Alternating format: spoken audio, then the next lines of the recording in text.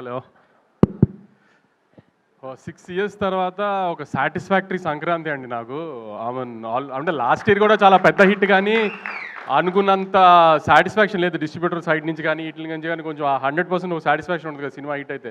Last year చాలా మంచి cinema తీసాము, చాలా టెక్నికల్గా స్ట్రాంగ్ సినిమా తీసాం, కానీ అంత సాటిస్ఫాక్షన్ లేదు. ఈసారి మాత్రం ఆఫ్టర్ 2020 అలవైకుంఠం బృందావన్ అంత సాటిస్ఫాక్టరీ సంక్రాంతి నాకు. దానికి ఇలాంటి సంక్రాంతి మళ్ళీ ఇచ్చినందుకు ఆడియన్స్కి ఐఎమ్ రియలీ గ్రేట్ఫుల్ అండి. ఆడియన్స్తో పాటు ఈసారి ఏంటో ప్రతిసారి నన్ను బాగా ప్రేమగా చూస్తున్న నా మీడియా కూడా ఈ సినిమా నాకు ఆడాలి అని చాలా గట్టిగా కోరుకున్నారు అందరూ. దానికి మీడియా కూడా చాలా థ్యాంక్స్ అండి. మీడియా అంతా ఒక్కొక్క స్టేజ్లో లాస్ట్ 6 monthsలో 2 సినిమాలు సరిగ్గా పర్ఫామ్ చేయనప్పుడు తర్వాత నుంచి ఇప్పుడు ప్రొడ్యూసర్ సర్కిల్లో కూడా ఇప్పుడు మా ఫ్రెండ్స్ కిల్లార్ సతీష్ గారు కానీ, సుప్రియ గారు కానీ, స్వప్నక్క కానీ, వెంకట్ బోయినపల్లి గారు, ఇలా మేము రెగ్యులర్గా తిరిగే వాళ్ళంతా, బాపీబాయ్ అందరూ కూడా ఖచ్చితంగా నాకు ఈ సినిమా ఆడాలని అదే ఫీల్డ్లో కాంపిటేటివ్ ఫీల్డ్లో ఉన్నా కూడా చాలా గట్టిగా అనుకున్నారు అందరు ఈ సినిమా ఆడాలి ఖచ్చితంగా మాకని. సో వీళ్ళందరూ బ్లెస్సింగ్స్తోనే యాక్చువల్లీ ఇంత హెవీ కాంపిటీషన్లో వచ్చినా విత్ స్టాండ్ అయ్యాం గట్టిగా. తర్వాత ఒక 72 hours నుంచి మా ఫ్యాన్ బాయ్స్ అంతా ఒకటే డ్యూటీ చేస్తున్నారు గ్రూపులు, సోషల్ మీడియా అంతా. ఫ్యాన్ బాయ్స్ అంటే మరి నా ఫ్యాన్ బాయ్స్ అలా అనుకోకండి, ఎవరి ఫ్యాన్ బాయ్స్ మీ అందరికి బాగా తెలుసు. సో మా బాయ్స్ అందరికీ చాలా థ్యాంక్స్. అసలు 72 hours నుంచి కంటిన్యూస్గా డ్యూటీ చేస్తున్నారు. ఇంకొక 1 week 10 days ఇలానే సపోర్ట్ చేయండి. పెద్ద రెవెన్యూస్తో ఎండ్ అవ్వాలి. మీకు ఎలాంటి రిటర్న్ గిఫ్ట్ ఇవ్వాలి, ఎంత రేంజ్లో ఇవ్వాలి అనేది నాకు బాగా తెలుసు. త్వరలో అన్నీ అనౌన్స్ చేస్తాము. తర్వాత మా డిస్ట్రిబ్యూటర్లు ఇప్పుడు రాజాసాబ్ లాగా మనశంకర్ వరప్రసాద్ గారు, చిరంజీవి గారు అలాంటి పెద్ద సినిమాలు వస్తున్నా కూడా, శిరీష్ అన్న అయినా, వైజాగ్ వీరనాయుడు గారు అయినా, భాస్కర్ రెడ్డి అని, నెల్లూరు భాస్కర్ రెడ్డి గారు, వెంకట్, కృష్ణా జిల్లా డిస్ట్రిబ్యూటర్స్ కానీ, ఓవర్సీస్లో సంజయ్ కానీ, అందరూ 2 పెద్ద సినిమాలు వస్తున్నా కూడా, నేను ఒక మిడ్ రేంజ్ సినిమాతో వస్తున్నా కూడా స్ట్రాంగ్గా థియేటర్స్ ఆ పెద్ద సినిమాలతో పాటు ఈక్వల్గా హోల్డ్ చేసి నాకు బాగా సపోర్ట్ చేసి నన్ను నమ్మి మిడ్ రేంజ్ సినిమాతో వస్తున్నా కూడా రాయలసీమలో ఇప్పుడు కుమార్ కానీ, శివ కానీ, వరదారెడ్డి కానీ, సురేష్ అని అన్ని చోట్ల స్ట్రాంగ్ థియేటర్స్తో హోల్డ్ చేసి మననే కొంచెం మంచి రెవెన్యూలు కనబడుతున్నాయండి 2 daysలోనే. ఇప్పుడు మా హీరో కానీ, చిన్మయ్ కానీ, హీరోయిన్ అంతా ఎక్సైట్ అయిపోతున్నారు 41 crores గ్రాస్ అని.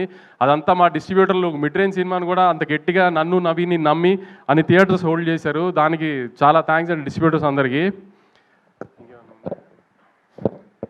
సారీ, నేను యాక్చువల్లీ సంక్రాంతికి సినిమా వేసి కొట్టాలనేది ఒక నాకు ఈగో. ఎందుకంటే ప్రతి ప్రొడ్యూసర్కి ముందు సంక్రాంతికి సినిమా పడి హిట్ అవ్వాలి, దానికి డిస్ట్రిబ్యూటర్ కమిషన్ వస్తే అది పెద్ద హిట్ అయితే అది ఒక చిన్న ఈగో సాటిస్ఫాక్షన్ కదా. సో అది 2-3 మధ్యలో 2 సార్లు మిస్ఫైర్ అయినా ఈసారి దాన్ని 100% లేకపోతే 1000% సాటిస్ఫై చేసిన దానికి నాకు పూర్తిగా సపోర్ట్ చేసిన నవీన్కి వెరీ థ్యాంక్ఫుల్ యాక్చువల్లీ. ఎందుకంటే ఎప్పుడు సినిమా వచ్చి పోవటము, హిట్ అవ్వడం అని ఒక, కానీ సంక్రాంతి టైంలో వచ్చిన సినిమా ఇప్పుడు ఆడడం అనేది కొంచెం ఈగో ఫ్యాక్టర్ అయిపోతుంది ఎవరికైనా, ప్రొడ్యూసర్కైనా, డైరెక్టర్కైనా, హీరోకైనా అందరికి. ఎందుకంటే సంవత్సరం అంతా అది గుర్తుండదు సంక్రాంతికి వచ్చిన సినిమా అన్నట్టు లెక్కలో. సో అందుకని ఆ టైంలో హిట్ కొట్టడం అనేది చాలా ఇంపార్టెంట్ అందరికీ. సో నా ఈ 2026 జర్నీ సక్సెస్గా స్టార్ట్ అవ్వడానికి దానికి నాకు చాలా హెల్ప్ చేసిన నవీన్కి ఐఎమ్ రియలీ థ్యాంక్ఫుల్.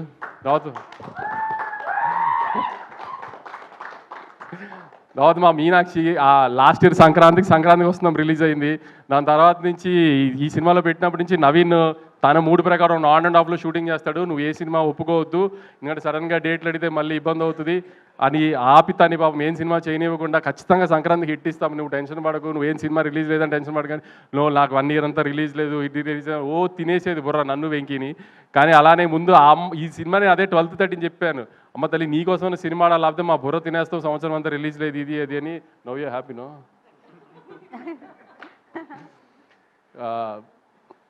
చిన్మయ్ మారి డైరెక్షన్ దగ్గర ఎక్కువ ఫీల్డ్లో ఉండేవాడు, కానీ క్రియేటివ్ స్పేస్లో సీనుల దగ్గర ఇదంతా చిన్మయ్తోనే డిస్కస్ చేసేవాళ్ళు. ఏమైనా డౌట్ ఉన్నా ఏదైనా నవీన్తో పెట్టుకుంటే డిస్కషన్ మొదలు పెడితే ఒక చిన్న బిట్ గురించి 2-3 గంటలు మాట్లాడతాడు. అంత ఓపిక ఉండేది కదా నాకు ఫోన్ పట్టుకుని మాట్లాడటానికి.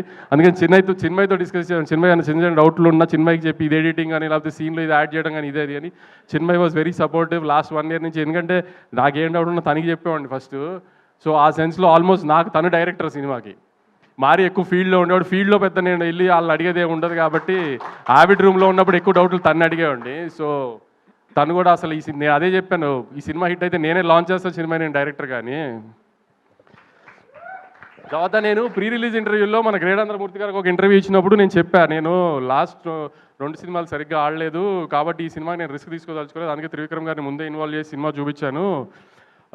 త్రివిక్రమ్ గారు చాలా కాన్ఫిడెంట్గా సినిమా బాగుందని చెప్పారు. ఇది అంటే అవునా త్రివిక్రమ్ గారు స్టాంప్ పడిపోయిందా అని ఆయన స్టైల్లో ఏదో కాంట్రవర్సీ లాగడానికి ట్రై చేశారు.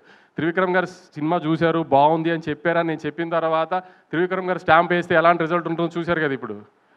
సో ఆ మూర్తి గారు దాన్ని అడిగింది సెన్స్ వేరే సెన్స్లో అడిగారు కానీ నేను అంత కాన్ఫిడెంట్గా చెప్పాను. అందుకే త్రివిక్రమ్ గారు చూసింది చిన్న మేము అనుకున్నాయని చూసి త్రివిక్రమ్ గారికి లేదు ఖచ్చితంగా ప్రాబ్లం ఏం లేదు అనుకున్నాము అని చెప్పింది. అందుకే త్రివిక్రమ్ గారు స్టాంప్ వేస్తే నాకు అంత ధైర్యం సినిమా మీద. ఇదంతా జరిగిన తర్వాత కూడా యాక్చువల్లీ నేను ఆన్ ఫేస్ మాట్లాడేస్తాను కాన్ఫిడెంట్గా, ఇది ధైర్యంగా ఏదైనా ఓపెన్ ఎన్ని ఉన్నా కూడా 12th 13th మాత్రం చాలా భయపడ్డాను నేను. ఎందుకంటే ఎప్పుడు 2 బ్యాక్ టు బ్యాక్ ఫెయిల్యూర్స్ చూడలేదు వచ్చిన 10 yearsలో. సో 12th 13th మాత్రం నిజంగా నాకైతే అసలు మనిషిలా లేను, అసలు అంత స్ట్రెస్లో నన్ను అంత స్ట్రెస్లో చూసి మా బాబాయ్ భయపడిపోయారు. అసలు ఏంటి ఎందుకు ఇంత స్ట్రెస్ పడుతుంది, సినిమా హిట్ ఫ్లాప్ ఏమైంది, ఇది కాకపోతే ఇంకోటి దానికంత ఎందుకు అంత అని. కానీ అసలు దాంట్లో మాత్రం మా బాబాయ్ ఆ 2-3 రోజులు నాతోనే అసలు నేను ఇష్టం వచ్చినట్టు ధైర్యంగా మాడతాను ఇది అంటారు కదా, వెనకాల ఆయన ఉన్నారనే ధైర్యంగా మాడతాయి, ఏమన్నా అయినా ఆయన ఉన్నారో చూసుకుంటారు అని. సో మీరు అందరూ అనుకుంటారు ఏదో సినిమా రిజల్ట్ హిట్ ఫ్లాప్, కానీ కొంతమందికి మాత్రం అది కొంచెం గట్టిగా తగులుతుంది హిట్ ఫ్లాప్లు. అలాంటి దానికే కొంచెం ఎక్కువ స్ట్రెస్ అవుతాం. సో ఆ స్ట్రెస్ నుంచి ఇప్పుడు మొహంలో మీరు 13th రోజున ప్రెస్ మీట్కి ఇవాళ ప్రెస్ మీట్కి మొహంలో తేడా తెలుస్తుంది మీకే అబ్జర్వ్ చేస్తే. అంత స్ట్రెస్ పడటంలో ఈ సినిమాకి సంబంధించి. తర్వాత సుధీర్ అని నాకు ఈ ఫీల్డ్లో బాగా హెల్ప్ చేసి ఒక మనిషి ఉన్నాడు. ఏంటి అనేది అంత డీటెయిల్స్ చెప్పలేను కానీ లాస్ట్ 10 years నుంచి నా వెనకాల నుంచి ఉన్నాడు. నేను ఏం చేసినా ఎలా చేసినా నాకు బ్యాక్ ఎండ్ అలా నుంచి ఉన్నాడు, బాగా సపోర్ట్ చేశాడు. అవుట్ ఆఫ్ ది వే వెళ్ళిపోతుంది ప్రతిసారి నాకు. సో అతను కూడా నాకు సక్సెస్కి తను కూడా చాలా ఇంపార్టెంట్, నాకు సక్సెస్ రావడం తనకి కూడా చాలా ఇంపార్టెంట్. అలా అన్ని రకాలుగా తను కూడా నాకు వెనకాల నుంచి ఈ సినిమాకి అంత సపోర్ట్ చేశాడు మొన్న 13th. Thank you Sudheer, thank you very much. తర్వాత మా రామ్ గారు నా పార్ట్నరు, మా ఇన్వెస్టరు, ఆయన కూడా హిట్లు వచ్చినప్పుడు కాదు వంశీ, ఫ్లాప్లో వచ్చినప్పుడే అదేం ప్రాబ్లం ఉండదులే, నేను వెనకాలే ఉన్నానని ధైర్యంగా ఉండి నాకు అందరికి సపోర్ట్ చేశారు వీళ్ళంతా. మా రామ్ గారికి చాలా థ్యాంక్స్. ఇంకేమన్నా మిస్ అయ్యి ఉంటే ఐఎమ్ రియలీ సారీ. మిక్కీ ఎప్పుడు ఏది ఓపెన్గా మాట్లాడు నాతో, ఇది బాగుంది అది బాగాలేదు ఎప్పుడేం డిస్కస్ చేయడు. కానీ 10th 9th final mix check చేసేసిన తర్వాత నాకు ఒక వాయిస్ నోట్ పెట్టాడు.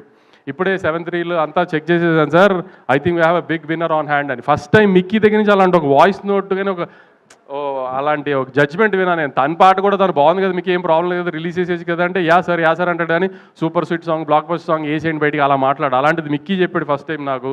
దాని తర్వాత నాకు చమక్ చంద్ర ఈ సీన్లు మాత్రం కొన్ని ఇట్లా పాలిటిక్స్ దగ్గర వాకింగ్ సీన్ కానీ ఇది కానీ I really love them a lot. Yuvraj మీకు ముందే చెప్పాను, నా గుడ్ లక్ చామ్ యువరాజ్తో నాకు 2 కమర్షియల్ బ్లాక్ బస్టర్స్, ఇది రెండోది. ఇంకా తర్వాత మా టీమ్ మురళి కానీ నాని కానీ విఎంఆర్ కానీ నన్ను హింస పెట్టడానికి, నాకు సక్సెస్ వచ్చిన ఎంజాయ్ చేయడానికి అన్నిటికీ 12th 13th నేను పడిన హింసల్లో నన్ను ఇంకా హింస పెట్టడానికి మ్యాక్సిమం ట్రై చేశారు వాళ్ళందరికీ కూడా చాలా థ్యాంక్స్. ఇంకా సందీప్కి, వేణుగోపాల్కి, వంశీకాకాకి వీళ్ళందరూ బ్యాక్ ఎండ్ నుండి 5 సినిమాలు వస్తున్నప్పుడు సినిమాని జనాల్లోకి తీసుకెళ్ళి ప్రమోట్ చేయడం కూడా చాలా కష్టం. అలాంటి టైంలో కూడా వీళ్ళందరూ కొంచెం డే నైట్ ఉండి సినిమాని జనాల్లోకి మ్యాక్సిమం తీసుకెళ్ళడానికి ట్రై చేసాం. ఎందుకంటే ఆల్రెడీ ఒక పెద్ద సినిమా మార్కెట్లో హెవీగా వెళ్ళిపోయిన తర్వాత వచ్చి ఒక మిడ్ రేంజ్ సినిమాని కూడా జనాల్లోకి తీసుకెళ్ళి జనాలకి ఆ సినిమా వచ్చింది అది బాగుంది అని తెలిసేటట్టు చేసి దాన్ని టికెట్లు కొనాలి అంటే ఆ సినిమా టాక్తో పాటు దాన్ని జనాల్లోకి తీసుకెళ్ళడం ఎంత ఇంపార్టెంటో దానికి మా ముగ్గురు డిజిటల్ మీడియా కానీ, సందీప్ కానీ, పిఆర్ వేణుగోపాల్ గారు కానీ, వంశీకాక కానీ చాలా ఎఫర్ట్ పెట్టారు. చాలా థ్యాంక్స్ అండి అందరికీ. ఫైనల్గా ఆడియన్స్కి నాకు ఆఫ్టర్ 6 years ఒక proper Sankranti commercial block buster ఇచ్చిన చాలా థ్యాంక్స్ అండి. ఈ సపోర్ట్ అంతా ఇలానే ఉంచి నెక్స్ట్ 2 weeks కూడా సినిమా చూసి మంచి లాంగ్ రన్ ఇచ్చి ఇంకా పెద్ద హిట్ చేయాలని కోరుకుంటున్నాను. థ్యాంక్స్ అండి. Thank you so much Vamsi garu. మీరు ఎప్పుడు ఇలానే మాట్లాడాలని కోరుకుంటూ ఉన్నాను అనమాట. సో ఇంతే ఆనందంగా ఉండాలని మనస్ఫూర్తిగా కోరుకుంటున్నాం. అండ్ సో ఆల్రెడీ నేను ఒక